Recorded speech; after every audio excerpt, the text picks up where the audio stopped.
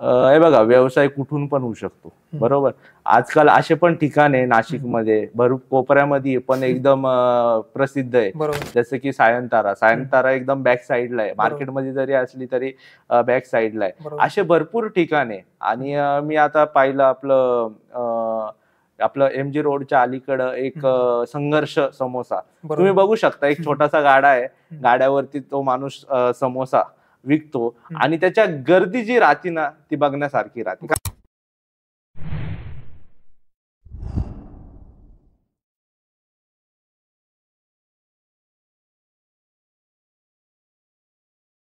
नमस्कार, मी गौरव कमलेश कर्डक, गौरव mobile corner चा संचालक. नेमकी तुमचा प्रवास कसा होता? प्रवास तर असा होता की जसं माझा जन्म नाशिकमध्ये झाला, डॉक्टर आंबेडकर नगर मध्ये. मी स्वतःला खूप भाग्यवान मानतो की माझा तिथं जन्म झाला. कारण की कसं होतं ना, तिथं 1956 साली डॉक्टर बाबासाहेब आंबेडकर हे आले होते आणि त्यांनी तिथलं भूमिपूजन केलं होतं. ओके. आणि दादासाहेब गायकवाड यांनी डॉक्टर बाबासाहेब आंबेडकर नगर असं नाव दिलं होतं. तर मी स्वतःला खूप भाग्यवान मानतो की मी तिथं माझा जन्म झाला. ही सर्व जी गोष्ट आहे ही माझे जे पंजोबा होते भीमराव कर्डक यांच्याकडनं मला कळाली. त्यांनी पुस्तकं लिहिले होते, ती मी वाचले आणि वाचल्यानंतर कळालं की आपण एक चांगल्या ठिकाणी आपला जन्म झालेला आहे. आणि माझे जे आजोबा होते, म्हणजे मीन्स पंजोबा होते, ते शायर होते. ओके. ते लेखक होते, ते लिहायचे भरपूर काही गोष्टी. आणि एकदा बाबासाहेब आंबेडकरांनी त्यांच्या भाषणामध्ये बोललं होतं, मी त्या पुस्तकात वाचलं. बाबासाहेब आंबेडकर बोलायचे की कर्डकांचा एक एक एक म्हणजे एक वाक्य माझ्या 10 सभेसारखं राहतो, बरोबर, असे ते बोलायचे. आणि मग त्याच्यानंतर कसं आलं की आता माझ्याबद्दल सांगायचं गेलं तर 1ली ते 10वी माझं जे शिक्षण आहे ते गोल्डन हॉरायझन स्कूलमध्ये झालं. ओके. लहानपणापासून मी त्या स्कूलमध्ये होतो. माझ्या आई वडिलांनी त्या स्कूलमध्ये प्रिफर केलं. का बरं प्रिफर केलं? कारण की जे मामा होते माझे मामा, त्यांचं नाव आहे दीपक बागुल. ओके. त्यांनी मला, माझ्या वडिलांचं कसं होतं की ते मराठी मीडियम मध्ये टाकत होते, पण माझे जे मामा होते ना त्यांनी सांगितलं त्याला मराठी मीडियम मध्ये टाकू नका, इंग्लिश मीडियम मध्ये टाका. आणि त्यांनी मग इंग्लिश मीडियम मध्ये टाकलं. आणि मी जेवढं पण त्याचं एज्युकेशन आहे त्याला मी सगळं शिकवतो. मग ते माझ्या घरी येऊन क्लास घ्यायचे. क्लास घेऊन त्यांनी मला भरपूर गोष्टी शिकवल्या. म्हणजे आता मी जे काही लिहितो, वाचतो, सर्व गोष्टी मला त्यांनी शिकवल्या आणि ते मला मार्गदर्शन करायचे. म्हणजे एक ते माझे गुरुच होते. आई वडिलांनंतर ते माझे पहिले गुरु होते. आणि मग त्यांच्या शिकवणुसार मी आज इथपर्यंत जो माझा थोडाफार प्रवास आहे ते केला. त्यानंतर काय झालं की मी शिकत गेलो, पुढे चालत गेलो. 7वीत असताना माझी जी आजी होती, ओके, माझ्या पप्पांची मम्मी, ओके, मी त्यांना आई म्हणतो, ते एक्सपायर्ड झाले. हॉस्पिटलमध्ये असताना एक्सपायर्ड झाले. त्यांना पॅरालिसिस झाला होता. त्याच्यामध्ये ते एक्सपायर झाले. तो अत्यंत त्या दिवसानंतर असं झालं की घरामधची जी परिस्थिती होती ती एकदम हालून गेली होती. मग मम्मी जॉबला लागलेली होती. तर मम्मीच्या जॉबवरती सगळं घर चालायचं. आणि पप्पांनी कसं आहे मग साईड बाय साईड बिझनेस टाकला होता. कारण की आम्ही लहान होतो ना, लहान असल्यामुळे विषय असा झाला की घर सांभाळायला कोणी नव्हतं. ओके. आजीनी तर बंगलो उभा केलेला होता, पण घर सांभाळायला कोणी नव्हतं. तर सगळे जेवढे पण वडिलांनी सगळं आम्हाला, मीन्स घरामध्ये सर्व शाळेतनं आल्यापासून तर मम्मी येऊपर्यंत सर्व आम्हाला सांभाळलं. त्याच्यानंतर मला सर्व गोष्टीची, म्हणजे जे गोष्टीची मला नीड आहे ती मला दिली शिक्षणासाठी. ते बिझनेस, म्हणजे त्यांनी दुकान टाकलं होतं किराणाचं, ते चालवायचे, बरोबर. ते किराणाचं म्हणजे घर पण सांभाळायचे आणि दुकान पण चालवायचे. आणि त्यानुसार मग माझं ते 10वी पर्यंतचा जो शिक्षणाचा प्रवास होता तो पूर्ण झाला. त्यानंतर काय झालं की त्या 10वी नंतर माझे वडील काय करायचे, मला कुठं पण असं कॉम्पिटिशन वगैरे असलं ना, त्या कॉम्पिटिशन मध्ये डायरेक्ट पार्ट घ्यायला लावायचे. तुला थोडं येतं ना, तू डेअरिंग कर. डायरेक्ट म्हणजे डेअरिंग कर, बिंडर डेअरिंग केल्यानंतर बाकीचं काय झालं तर मी बघून घेईल, डायरेक्ट असे बोलायचे ते. मग त्यांच्या त्या बोलण्याने माझ्या अंगात थोडासा विल पॉवर माझी वाढायची आणि मी डायरेक्ट उतरून जायचो. आणि त्यांच्या बोलण्याने आणि माझ्या करण्याने मी कमीत कमी भरपूर पुरस्कार जे आहे ते मिळवले होते. जसे की डान्स कॉम्पिटिशन, ड्रॉइंग कॉम्पिटिशन, हे सगळे भरपूर मिळवले होते. म्हणजे माझी जी डेअरिंग होती ना, स्टेजवरती जी बोलायची ती तिकडेच माझी संपून गेली होती. कारण की ते मला प्रोत्साहन द्यायचे, ओके, एनकरेज करायचे मला. मग त्यानंतर काय झालं की त्यांनी कॉलेजला जसं मी ऍडमिशन घेतलं बिटको कॉलेजला, नाशिक रोडची जी बिटको कॉलेज आहे तिथं मी ऍडमिशन घेतल्यानंतर वडिलांनी मला डायरेक्ट म्हटले की तू कॉलेज करता करता जॉब पण कर. अच्छा. ओके, जॉब का बरं कर की तुला कळलं पाहिजे जॉब ऍक्च्युअली काय. ओके, तर पप्पांनी मला चांगली संगतीमध्येच ठेवलं, कधी वाईट संगतीमध्ये जाऊन दिलंच नाही. असं समजा की आमचं जे घर आहे ना ते घराची बाहेर एक रेखा होती, त्या रेखाच्या बाहेर मला जाऊनच देत नव्हते. मी आंबेडकर नगर मोठं होतं बरोबर, मित्र भरपूर होते, मित्र होते नंतर ना फक्त शाळेचे आणि जे आजूबाजूचे जे राहतील तेच, बाकी कोणीच नाही. मग त्यांनी मला ते वळण लावलं. त्याच्यानंतर जसं त्यांनी वळण लावल्यानंतर त्यांनी चांगलं वळण लावल्यानंतर माझं कसं झालं, मी कामाला जायचो. मी कमीत कमी 3 ते 4 महिने पहिलं माझं काम होतं, त्यांनी मला कामाला लावलं. मला त्यांचं म्हणजे डोक्यात एवढंच होतं की माझ्या ज्या मुलाला आहे ना बिझी ठेवायचं. ओके, बिझी का बरं ठेवायचं की त्याला कळलं पाहिजे आपण जे काम करतो याची व्हॅल्यू काय, हे त्यांनी मला 10वी मध्येच सांगितलं होतं, एक्झॅक्ट 10वी मध्ये सांगितलं होतं त्यांनी. मग त्याच्यानंतर मी कामाला जायचो, पार्ट टाइम काम करतो. सकाळी कॉलेज वगैरे आलो तर 4 वाजता बिर्याणी हाऊसला, तिथं सचिन सर नावानी होते, त्यांच्याकडे काम करत. तिथं सगळं काम केलं मी, लाजलो नाही. कारण की पप्पा मला बळ द्यायचे, मागून बळ असं द्यायचे की तू कर, लाजायचं नाही. कोणतंही काम असू, शून्यातून सुरुवात करायची ना तर लाजू नको, तू कर. बरोबर. मी करतो. तिथं मी भांडे घासले होते, अक्षरशः झाडू मारला होता. इंग्लिश मीडियम मध्ये असून सुद्धा मी हे सर्व काम मी केले होते. त्यानंतर काय झालं, 4-5 महिन्यांनी सचिन सरां माझ्याकडे आले आणि त्यांनी मला सांगितलं तू आता करू नाही शकत. मला तर तू का बरं नाही करू शकत, कारण तुझं वय बसत नाही. ओके, कारण की ते अंडर एज असल्यामुळे मग ते काम सुटलं गेलं माझं थोडं. मग परत शिक्षणाकडे लक्ष दिलं. जे पप्पांचा जो दुकानात जे चालवायचे त्याच्या पैशाने माझं येणं जाणं व्हायचं. तशी 11वी माझी गेली. 12वीच्या स्टार्टिंगला ओके मी कामाला लागलो, परत एकदा कामाला लागलो कॉलेज रोडला ऍज अ ऑफिस बॉय.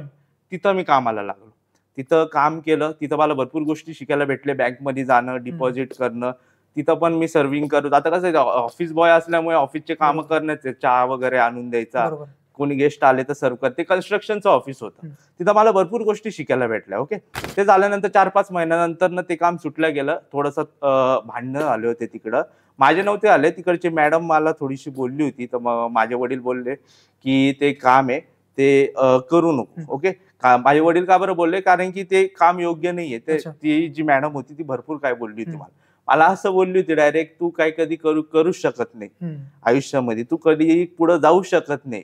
तू 10वीत तरी 74% मी पाडले होते, कसे तरी पास झालेलं आहे आणि तुला काय काम येणारच नाही, तुझं आयुष्यात असंच जाणार. डायरेक्ट अशी बोलली होती. ते मनात थोडंसं वाईट वाटलं, पण पप्पांनी मला हे दिलं, एनकरेज केलं की कोणी आता तू ते काम सोडून दे. मी ते काम सोडलं. त्याच्यानंतर मी स्वतःच काहीतरी करायला लागलो. ओके, मग जशी 12वीची परीक्षा पास आउट केली. सुरुवात माझी आता पहिलं कसं झालं, पहिलं मी एक कंपनी होती इझीवेल नावाची, त्या कंपनीमध्ये ऍफिलिएट मार्केटिंग नेटवर्क मार्केटिंग केली.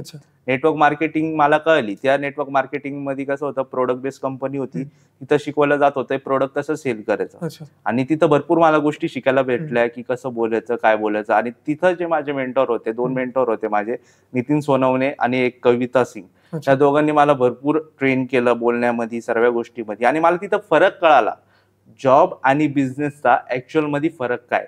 तिथं मी 1.5 वर्ष दिले, पण 1.5 वर्षामध्ये एवढी इन्कम तर नाही भेटली, पण जेवढं नॉलेज भेटलं ना ते मला असं समजा की 5 वर्षाचं नॉलेज 1च वर्षात भेटल्यासारखं होतं. भरपूर मला कळलं, माझे जे ड्रीम्स होते तिथं माझे ड्रीम्स बाहेर आले. आपण विचार मोठे ठेवले पाहिजे तरच आपण ते हे करू. भरपूर काही गोष्टी मी शिकलो. त्यानंतर ती थोड्या दिवसांनी कंपनी लॉकडाऊन लागणार होतं, तेव्हा थोडाफार लॉसेस म्हणून ती कंपनी बंद झाली. जर बघायला गेलं नाशिकमध्ये तर नेटवर्क मार्केटिंग कंपनीचं नाव खूपच खराब दिसते. हो. तुम्हाला काय वाटतं, नेमकी या 1.5 वर्षाच्या एक्सपिरियन्स नुसार काय वाटलं तुम्हाला? मेन म्हणजे ती आता बघा, प्रत्येक व्यक्ती त्या कंपनीमध्ये घुसला, प्रत्येक व्यक्ती त्याला सक्सेस भेटेल असं नाहीये. त्याला खूप स्ट्रगल करावा लागतो. कारण की मला 1.5 वर्ष मला द्यावा लागले, तेव्हा मी एक चांगल्या पोझिशनला पोहोचलो होतो. फक्त ते लॉकडाऊन आल्यामुळे थोडेसे जे लॉसेस झाले म्हणून ती कंपनी जी होती ती बंद झाली. आणि प्रत्येक व्यक्तीचा असं नाही ना, प्रत्येकाची मानसिकता वेगळी राहते, म्हणून प्रत्येक व्यक्ती येऊन प्रत्येक व्यक्ती जसं पाहिजे तसं काम केलं पाहिजे. आपण म्हणतो ना 2 टीम लीडर जोडा, 4 जोडा. प्रत्येक व्यक्तीची तशी क्षमता नसते. प्रत्येकाची विचार करण्याची जी पद्धत वेगळी राहते. मग जास्त कोणी म्हणजे एवढं करत नाही, कमी करता आताच्या सिच्युएशननुसार. आणि मग ते झाल्यानंतर ना ती कंपनी बंद पडल्यानंतर ना मी आणि माझा एक मित्र आहे आदित्य रोहस, आम्ही दोघं मिळून आहे ना मग सिम कार्ड विकायला लागलो. सिम कार्ड कसं विकायचो, आम्ही पहिलं कामाला लागलो सिम कार्डची इथं. तिथून शिकून घेतलं आम्ही सिम कार्ड वगैरे कसं काय करायचं ऍक्टिव्हेशन.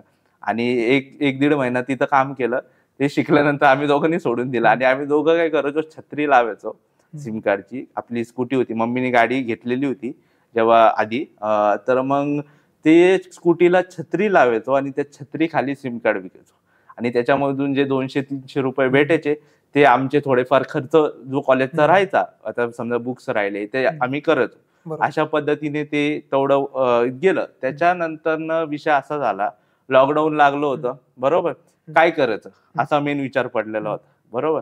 पण मेन विचार तेव्हा पडला, पण आपल्याकडे भांडवल नव्हतं बरोबर.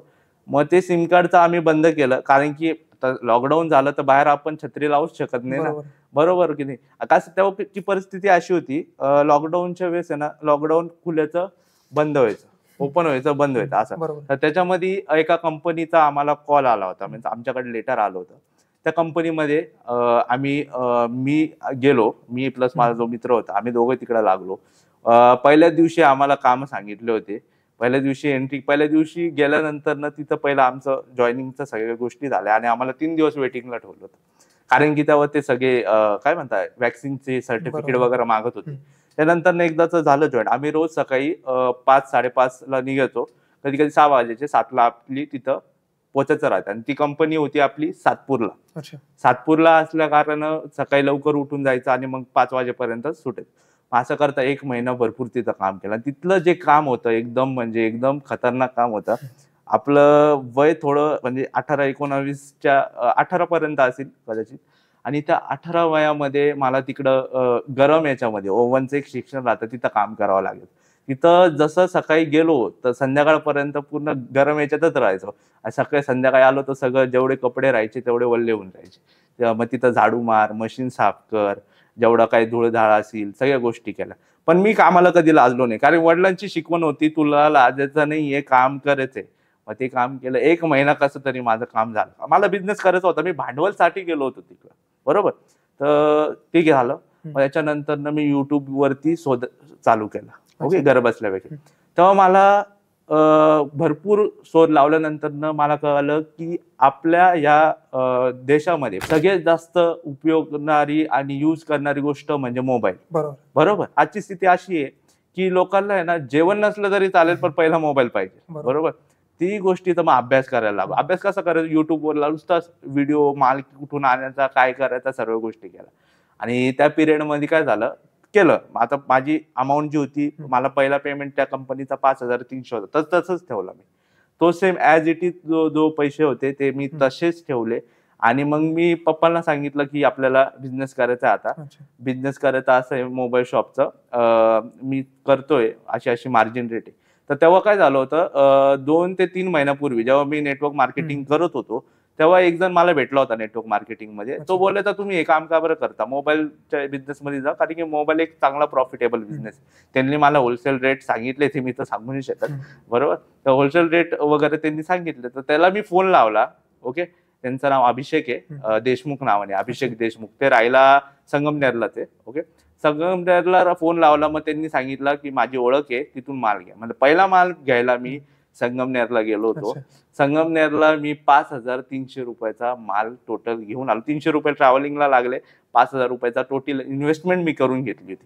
त्याच्यानंतर आता जेवढं पण फर्निचर होतं, आता पप्पांचं किराणा दुकान होतं, पप्पांनी काय केलं, आपल्या किराणा दुकानाला पार्टिशन करून टाकलं. एक ते म्हणे गौरव म्हणे तू करतोय ना, तू ही जागा तू घे आणि तूच तुझं दुकान चालू कर. मग मी तो माल आणला आणि जेवढं पण ते शॉपचं फर्निचर होतं ते माझ्या वडिलांनी केलेलं होतं. माझ्या वडिलांची एक सवय होती, वडील काय करायचे, माझे जेवढे पण जुने वस्तू आहे ना, जुने वस्तू ते साचून ठेवायचे. आणि फेकायला, कोणती गोष्ट फेकायला गेलो ना तर चिडायचे ते मला. का बरं चिडायचे, आता मला कळालं की ते जे स्टोर रूम मध्ये गोष्टी ठेवली त्यांनी त्याचं फर्निचर तयार केलं होतं. ज्या काचा होत्या थोडेफार त्याचे कटिंग वगैरे करून पूर्ण फर्निचर तयार केलं होतं. मग ते फर्निचरमध्ये माझं शॉप चालू झालं. सुरुवातीला पहिल्या महिन्यात माझं समजा तुम्ही पहिलं माल बघाल ना माझा फोटो, तर दुकानामध्ये जास्त माल नव्हता. मी 2-2 एक कव्हर ठेवलेले होते, 2-3 हेडफोन ठेवलेले होते. तर पहिला महिन्याचा जो प्रॉफिट होता माझा 1500 रुपये. तो पैसे मी तसेच ठेवले. ते पैसे मी रिइन्व्हेस्ट केले. रिइन्व्हेस्ट केल्यानंतर ना माझा दुसऱ्याचा जो महिन्याचा जो प्रॉफिट होता तो होता 1780 रुपये. ते पैसे पण परत रिइन्व्हेस्ट केले. असं करता करता कमीत कमी 1.5 वर्ष मी ते पैसे रिइन्व्हेस्ट करत राहिलो. तर करत असताना भरपूर माल पण वाढला. ओके, माल वाढल्यानंतर ना काय झालं, जागा कमी पडायला लागली. तर पप्पांनी काय केलं, पप्पा म्हणे लोक पण भरपूर येत आहे, जागा कमी पडते, तर तू पूर्ण दुकान घेऊन टाक किराणाचा माल आपण बंद करू आणि तू आता मोबाईलचं दुकान चालू कर. तर ते बोलले. मग ते पूर्ण जो पार्टिशन होतं ते पार्टिशन पुन्हा काढलं आणि ते पूर्ण जो होता तो माल मोबाईलचा भरून टाकला. आणि माल वाढला होता, जागा पण पुरत नव्हती, कव्हर वगैरे सर्व गोष्टी.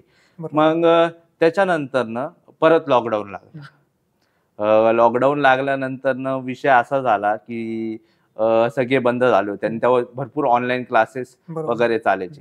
तेव्हा आमच्या इकडचे जे नगरसेवक होते राहुलजी दिवे, त्यांच्या मार्गदर्शनाने मी माझा जो बिझनेस आहे तो चालूच ठेवला. मी वर्क फ्रॉम होम भरपूर रिपेअरिंग्स केल्या. रिपेअरिंगची आपल्याला एवढी आयडिया नव्हती, तर एक माणूस होता त्याला मी कामाला ठेवलं होतं त्या काळी आणि तो ऍज अ होमगार्ड सुद्धा होता. तर म्हणून त्याला जाण्या येण्याची थोडी परवानगी होती त्यावेळेस. त्याच्याकडे हे होतं, आय कार्ड होतं वगैरे. मग तो रिपेअरिंगचा तेव्हा भरपूर रिपेअरिंग केलं. आणि आपलं रिपेअरिंगचं कसं होतं, आपण तेव्हा जास्त पैसे कमवत नव्हतो. बाहेर जरी रेट असला ना, आपलं मेन एम तेव्हा एवढंच होतं, लॉकडाऊन जरी असलं ना मुलांचं शिक्षण झालं पाहिजे. तर घराबाहेर भरपूर गर्दी होऊन जायची. मास्क लावून आपलं कोरोनाची जे वॅक्सिन वगैरे सगळे आपण घेतलेले होते आणि त्याच्यानंतर सॅनिटायझरचा यूज करून आपण ते लॉकडाऊन कसं काढलं कसं. पण तेव्हा प्रतिसाद एकदम वाढलेला होता. मग त्याच्यानंतर लॉकडाऊन संपल्यानंतर ना पुन्हा आपलं जे दुकान आहे ते चालू केलं. त्याच्या 1.5-2 वर्षानंतर ना एक माझा एक मित्राचा मित्र आहे, त्यासोबत मी ॲफिलिएट मार्केटिंग सुरू केली. ते ॲफिलिएट मार्केटिंग मी आणि तो करत, तो इन्फ्लुएन्सर आहे, त्याचे पण भरपूर फॉलोअर्स आहे इंस्टाग्रामला.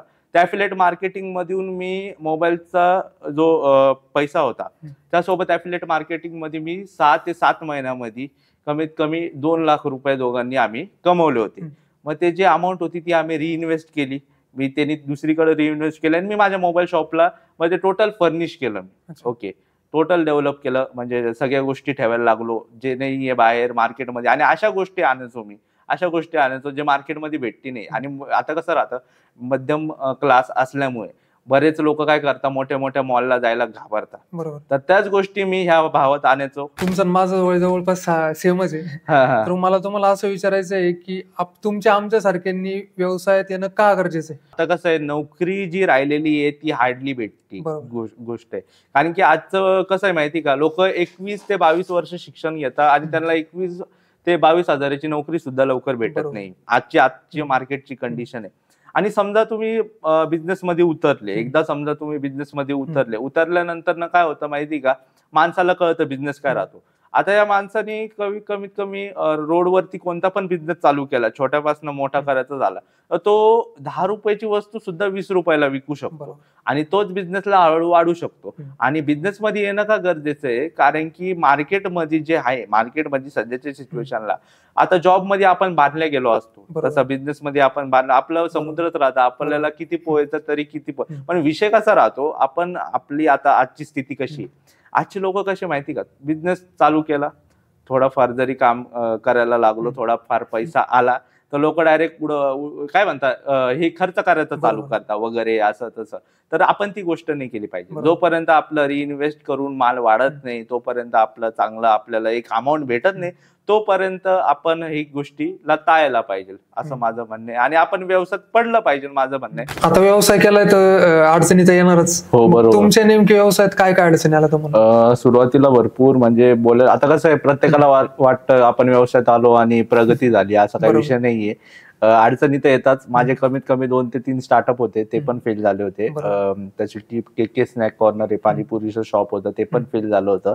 कारण की ते आपण कसं होतं की ते शॉप तर आपण चांगलं बनवलं होतं, पण विषय असा आला, शॉप बनवलं चांगलं, पण आपण टेस्ट वरती ध्यान नव्हतं दिलं, लक्ष नव्हतं दिलं. मग त्याच्यामुळे लॉसेस झाले होते तिथं. आणि त्याच्यानंतर ना मी चष्म्याचं चालू केलं होतं, KK स्नॅक कॉर्नर.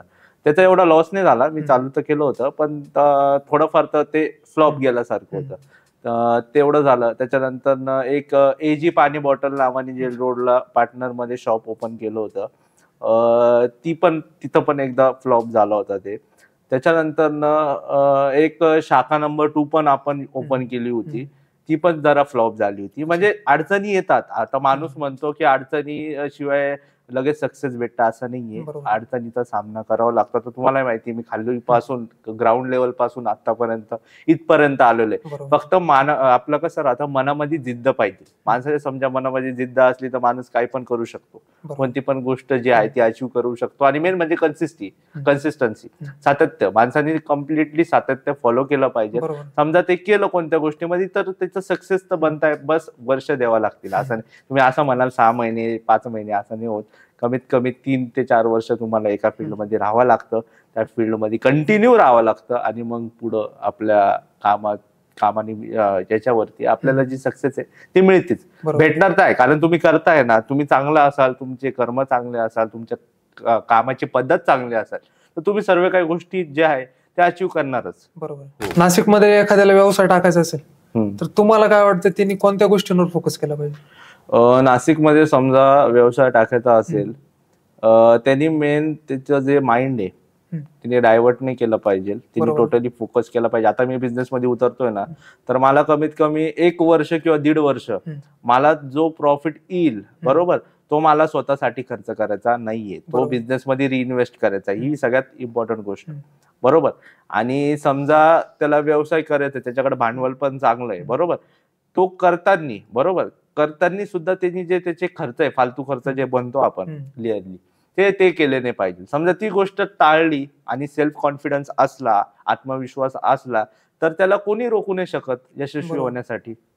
बरोबर आहे. पण मग आता जर नाशिकचे यंग मुलं जर बघितले तर त्यांचा एकच विचार असतो, व्यवसाय जर टाकायचा तर तो गंगापूर सारख्या ठिकाणी टाकायचा, गंगापूर रोड सारख्या ठिकाणी टाकायचा, कॉलेज रोड सारख्या ठिकाणी टाकायचा. पण नेमकी ते गरजेचं आहे का, काय वाटतं तुम्हाला? हे बघा, व्यवसाय कुठून पण होऊ शकतो, बरोबर. आजकाल असे पण ठिकाण आहे नाशिकमध्ये, भरूच कोपऱ्यामध्ये पण एकदम प्रसिद्ध आहे, जसं की सायंतारा एकदम बॅक साईडला आहे, मार्केटमध्ये जरी असली तरी बॅक साईडला आहे. असे भरपूर ठिकाण आहे. आणि मी आता पाहिलं आपलं MG रोडच्या अलीकडं एक संघर्ष समोसा, तुम्ही बघू शकता. एक छोटासा गाडा आहे, गाड्यावरती तो माणूस समोसा विकतो. आणि त्याच्या गर्दी जी राहते ना, ती बघण्यासारखी राहते, कारण की त्याच्यामध्ये काही क्वालिटी आहे ना. आता लोक काय करतात, मोठमोठे ब्रँड काढतात, बरोबर, खर्च करतात फर्निचरला, बरोबर, पण ते फर्निचरला खर्च करून सुद्धा ते कधी कधी लॉसेस मध्ये जातात, बरोबर की नाही. तर म्हणून तर माझं म्हणणं असंच आहे की आपण जो पण व्यवसाय करतोय ना, त्याच्यामध्ये या गोष्टीची आपण काळजी घेतली पाहिजे आणि आपला जो प्रवास आहे पुढे चालू केला पाहिजे. बरोबर आहे. आता नाशिकचे सगळे जे बिझनेस करणारे आहेत, व्यवसाय करणारे आहेत, त्यांची एकच तक्रार आहे की नाशिकमध्ये जे मोठे मोठे ब्रँड येत आहेत ते आपल्या कुठेतरी छोट्या बिझनेसला संपवण्याचा प्रयत्न करतात. तुमचं काय म्हणणं आहे की ऍज अ बिझनेसमॅन म्हणून? हे बघा, जरी कोणी किती जरी मोठा माणूस जरी आला ना, तर आपण काय केलं पाहिजे, आपल्या मनातली जिद्द कमी नाही झाली पाहिजे. माणसाचे विचार कुठं जाऊ शकतात, फक्त आपण आहे ना ते नेण्याचं आपल्यामध्ये तेवढं बल पाहिजे, आपल्या बुद्धीमध्ये बल पाहिजे. तर समजा आपण वेगळा विचार केला, दुसऱ्यांपासून आपण समजा वेगळं काही विचार केला, तर आपण भरपूर काय करू शकतो. आणि लोक वेगळाच विचार करताय ना. आता मी भरपूर ते आता मध्ये ते पोटॅटो स्पायरल चालू झाले, त्याच्यानंतर अशोका मध्ये आता मागे एक मोठा गोळा झाला होता, 500 रुपयाला गोळा होता. अशा आपण आपलं वेगळं माइंड वापरून आपण भरपूर काय अचीव्ह करू शकतो. तर आपण म्हणतो ना की आपल्याला संपवत आहे, असं काही आता संपवत आहे, तुम्ही दुसऱ्या गोष्टीत जा ना. मार्केटमध्ये एवढी जागा आहे, एवढे गोष्टी पडलेल्या आहेत, तुम्ही विचार करा. लोकांचे समजा विचार मोठे असले ना, तर माणूस कुठं पण आणि किती पुढे जाऊ शकतो. ओके, त्याची सीमा नाही डायरेक्ट. तर मग आता इथपर्यंत जो तुम्ही व्यवसाय करत आले, पण मग इथून पुढे तुमचा काय विचार आहे व्यवसाय? माझा विचार असा आहे की आता आपलं एक आउटलेट सध्या चालू आहे. आधी पार्टनरचं होतं ते, पण ते सध्या बंद झालं म्हणून. तर माझा विचार असा चालू आहे की आता आउटलेट्स वाढवावे. ओके, एक आउटलेट मध्ये समजा आपल्याला 80,000 प्लसचा आपल्याला प्रॉफिट होतोय. Okay, confirm. आणि आपण समजा आउटलेट्स वाढावे आणि त्या आउटलेट्स मधून जेवढा आपला प्रॉफिट होईल तेवढा आपण वेगवेगळ्या ठिकाणी इन्व्हेस्ट करायचा. कारण कसं आता जरी मी 80,000 प्लस इन्कम कमवतोय ना, असं समजा तुम्ही माझी 70 to 80% माझे काही EMI जात आहे, काय इन्व्हेस्टमेंट आहे, आपण टोटल कॅल्क्युलेट केले तर हे सगळ्या गोष्टी मी करून करतो. कारण कसं आहे, मी जे स्वप्न, आता व्यापारीचा व्यक्ती कसा राहतो की तो फ्युचरचा विचार करतो. तर मी पण तसंच करतोय. माझा जो विचार आहे तो फ्युचर बद्दलचा आहे. म्हणून मी आता जेवढे SIP करील, जेवढे मी म्युच्युअल फंड करील, जेवढे मी स्टॉक मध्ये इन्व्हेस्ट करील, तेवढे मला हाय रिटर्न्स मला भेटणार. बरोबर. काय की प्रत्येकाचं माहिती राहतं काय. आधी भरपूर श्रीमंत व्हायचं असेल तर नंबर ऑफ टाईप म्हणजे इन्कम चालूच. बरोबर. तर आता माझा विचार तोच आहे, जेवढे आउटलेट्स वाढतील आपण. आणि मेन थिंगला मला फोकस करायचा आहे तो म्हणजे इन्व्हेस्टमेंट. कारण की तुम्हाला वाटत असेल की मी कंटिन्यू काम करणार आहे, असं नाही. मी 5 ते 6 वर्ष कंटिन्यू काम करेल, त्याच्यानंतर मी माझी रिटायरमेंट घेऊन टाकेल. कारण की ते 5-6 वर्ष मी गाढवासारखं समजा काम केलं तर मला राजासारखं आयुष्य जगता येईल. मला तेच करायचंय. आणि प्रत्येकाला आता लाख किती पण मी मोठा झालो, जसा मी आता आहे तसंच मला स्वतःला ठेवायचंय. म्हणून जेव्हा पण माझा वडिलांचा आणि माझा संवाद होतो तेव्हा वडील मला बोलता तू अजून शून्यच आहे. तर ती गोष्ट खरं आहे, मी शून्य आहे. त्यांच्यासमोर मी शून्य आहे आणि मी शून्यच राहील कायम. कारण की ते आहे, ते होते म्हणून मी आता इथपर्यंत आलो. आणि जे माझे गुरु होते म्हणजे दीपक बागुल सर, म्हणजे माझे मामा, त्यांनी मला आतापर्यंत बोलायचं आणि लिहायचं शिकवलं. त्या व्यक्तीमुळे आणि माझ्या शाळे वगैरेमुळे मी आज इथपर्यंत आलो. आणि इथून पुढं पण मी त्यांच्यामुळेच जाणार आहे. कारण कसं आहे, माझ्या घरच्यांनी समजा आता घरच्यांनी तेव्हा पैसे दिले असते तर मी डायरेक्ट अपंग झालो असतो. बरोबर. खबर अपंग झालो असतो. कारण की माझ्याकडे पैसा आला, मी मग इन्व्हेस्ट केली, मग लॉस तर लॉस, प्रॉफिट तर प्रॉफिट, असं नाही. पण जेव्हा माझा स्वतःचा पैसा होता, एक रुपये स्वतःचे होते, एक रुपयाची इन्व्हेस्टमेंट स्वतःची होती ना, तर मग मी लक्ष एकदम कम्प्लिटली दिलं होतं. आपण म्हणतो 100%, मी 101% लक्ष दिलं होतं त्या गोष्टीकडे. आणि एकदम मन लावून काम केलं होतं. आपण ज्या गोष्टीत मन लावून काम करतो त्या गोष्टीमध्ये आपल्याला यश भेटणं हे नक्कीच आहे. फक्त आपण सातत्याने काम करत राहिलं पाहिजे. आणि मी इथून पुढे प्रत्येकाला हेच सांगेन, तुम्हाला समजा काहीतरी करायचं आहे ना, आई वडिलांकडनं पैसे नका घेऊ, तुम्ही स्वतःच्या हिमतीवरती तुमचं साम्राज्य तयार करा, जसं मी करतोय. अजून काही लई मी सक्सेसफुल झालो नाही. मी तर म्हणेन स्वतःला 0.1% झालो असेल, अजूनपर्यंत 1% सुद्धा झालेलं नाहीये. अजून भरपूर व्हायचंय, भरपूर काही गोष्टी अचीव करायच्या आहे. तुम्ही करत राहा. ओके. आणि जर कोणी करत असेल ना, त्याला सपोर्ट करत जा. बरोबर. काय की आपण जर एकमेकांना सपोर्ट केलं तर माणूस वरती जाऊ शकतो. कारण की जेवढे पण तुम्ही बघत असाल मारवाडी लोक, ओके, हे सगळे एकमेकांना सपोर्ट करतात. बरोबर. आता तुम्ही कोणाच्या याला जरी गेलं ना, समजा फॉर एन एक्झाम्पल कोणी नवीन ओपनिंग केली आणि ओपनिंग मध्ये तुम्ही गेले मारवाडींच्या याच्यामध्ये, तर तुम्ही आपले जे लोक राहतात ना, आपले ते लोक जातील आणि तिकडे बुके देऊन येतील. बरोबर. पण मारवाडी लोक काय करतील माहिती का, तिकडे जातील, तिकडून वस्तू जी ते विकताय, जेव्हा त्यांनी बिझनेस चालू केला त्याच्यामध्ये ते पैसे देतील आणि जेवढं जास्त घेता येईल तेवढे घेतील. कारण की कसं त्यांचं 2-3 महिन्याचं जे भाडं आहे ते गेलं पाहिजे. त्यांचे विचार तसे. आणि जे मारवाडी लोक आहे ना, यांचं जेवढे ते कमवता ना, आता मारवाडीचं कसं राहतं, लहान मुलगा झाला त्याला लिहिता वाचता आला, बिझनेस मध्ये टाकलं. बरोबर. त्यांना कमवायचं का बरं शिकवता माहिती का, कारण की त्यांचं जे भविष्य आहे, आता आपण म्हणतो मारवाडी भरपूर पैसा कमवता, भरपूर पैसा, पण नाही, तसं त्यांचा खर्च सुद्धा राहतो.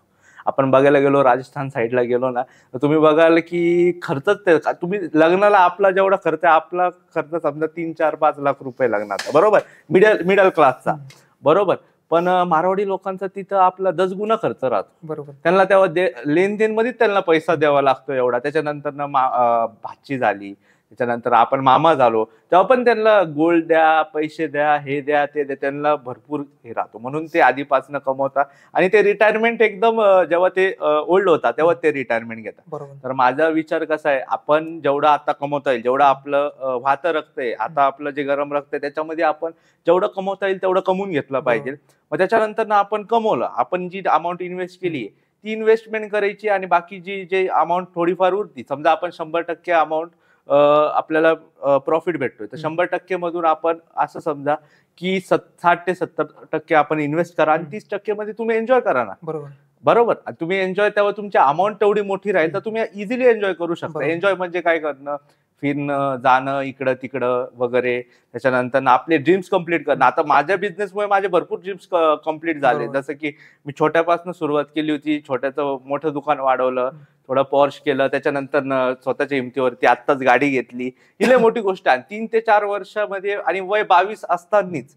ओके, असे भरपूर प्रत्येक करू नाही शकत. का बरं नाही करत? प्रत्येकामध्ये तेवढं गट्स नसतं आणि त्यांच्या आई वडिलांनी त्यांना रिस्क घ्यायची जी कॅपेबिलिटी राहती ती त्यांना कमी शिकवली असते.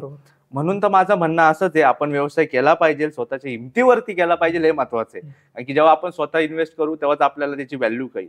तर म्हणून माझं म्हणणं एवढंच, आणि हेच करून आपण आपल्या आयुष्यामध्ये पुढे गेलो पाहिजे. सध्या मार्केटमध्ये जो ट्रेंड चालला युवा उद्योजकचा, त्याच्याबद्दल तुमचं काय, म्हणजे आता भरपूर सारे पब्लिक तुम्हाला पण युवा उद्योजकच म्हणत असते. हो हो हो, मला त्याच्याबद्दल तुमचा काय विचार? आता कसं आहे, आता प्रत्येक व्यक्ती शेट बोलतो, बरोबर, पण शेट बोलण्याचा अर्थ असा नाही की लगेच शेट झालो. आता मला माहिती माझ्या किती किती काय केलेलं आहे मी, म्हणून मी आता हे झालेलो आहे. किती स्वतःला हे केलेलं आहे, किती घासलेलं आहे स्वतःला, तेव्हा मी आतापर्यंत इथं आलेलो आहे. तर युवा उद्योजक, आपण समजा दुकान टाकलं तर लगेच होत नाही. युवा उद्योजक जेव्हा होतो, जेव्हा त्याला टोटल जाणीव राहते गोष्टीची, आपण कशी सुरुवात केली होती. आणि युवा उद्योजक किती पण कमवला ना तरी ते जो त्याचा पास्ट जो राहतो, त्याचा भूतकाळ जो राहतो, तो कधीच विसरत नाही. तो कधीच विसरत नाही. तो कायम त्याच्या डोक्यात ठेवतो तो, आणि ती गोष्टला तो वाढवत जातो. आणि मेन म्हणजे युवा उद्योजक जोच आहे, जो त्यांचा आई वडिलांचा विचार करेल. कारण की आजची स्थिती तुम्ही पाहिली असेल, काय लोक काय करू राहिले, आई वडिलांना डायरेक्ट अनाथ आश्रमामध्ये टाकून देऊ राहिले. तुम्ही पाहिले असेल करंटची सिच्युएशन. पण आपण एक केलं नाही पाहिजे, कारण की एवढं वर्ष त्यांनी आपल्याला लहानचं मोठं केलंय, आपल्याला शिकवलंय, आपल्याला सुविधा दिली, आपण त्यांना उलट डबल दिलं पाहिजे. माझं हे म्हणणं आहे. ओके, आई वडिलांसोबत भांडणं होता, मी म्हणतो माझे पण होता, माझे भरपूर होता, पण थोड्या वेळेस भांडण रक्ताचं किती वेळासाठी राहतं? थोड्या वेळासाठी. नंतर आपण एक झालो पाहिजे, आणि परत आपलं भविष्य कसं उज्ज्वल होईल हे विचार केला पाहिजे, आणि आपले जे रिलेटिव्ह आहेत त्यांना पण वरती नेलं पाहिजे. फक्त आता कसं राहतं माहिती का, रिलेटिव्ह आपण काम करतो तर रिलेटिव्हला वाटतं की हा काय बिझनेस करतोय.